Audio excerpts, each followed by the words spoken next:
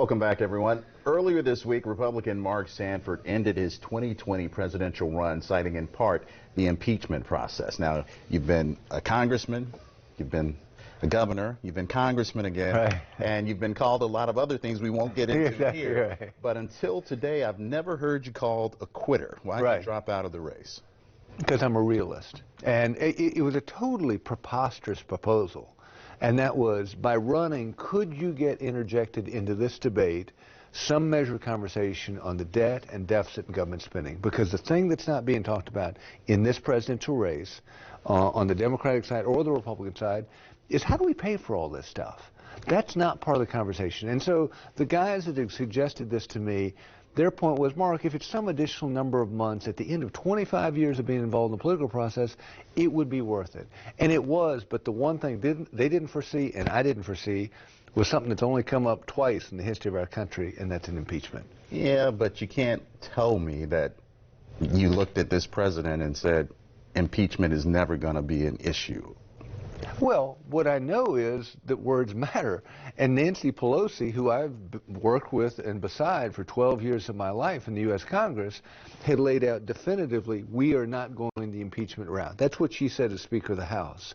Al Green's bill has been out there since I was in Congress saying let's impeach the president. And Nancy said, I'm not doing it. So, you know, again, you can't predict the future. I do know what she'd said, and that was part of my calculus in getting in, which is if it's a straight shot on debates of health care, environment, infrastructure, might we not include in there how do we pay for all this stuff, particularly given the fact that we've never run deficits at the numbers we're running now. We've never had a debt the size that we're running now.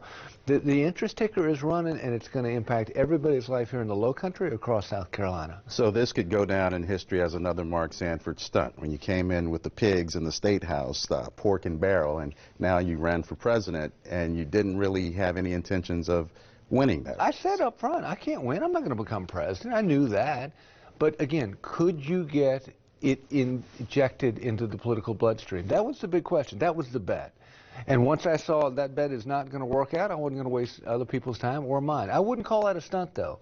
When you talk about something that's going to as dearly cripple the American dream for a lot of kids in the low country as our debt will, it ain't a stunt. It's about boys and girls. We better start talking about this. And they told me to wrap it up. One more question. Does America care?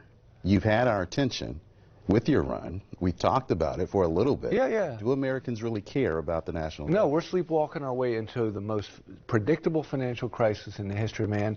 And low country folks, South Carolinians, and people living in California in between are being disserved by a political infrastructure that won't raise this real issue as a part of this debate. On the Democratic side, it's a debate of more versus more, and the Republican side, it's the three monkeys of I hear no evil, we won't even talk about it. So what's next? How do you get that message to the fore? I'll always look for ways of doing so. Again, try one thing, that didn't work, try something else. This is an issue that goes to the core of what I believe, and I think it's important. Governor Sanford, thank you very much for being with us, and we'll be right back.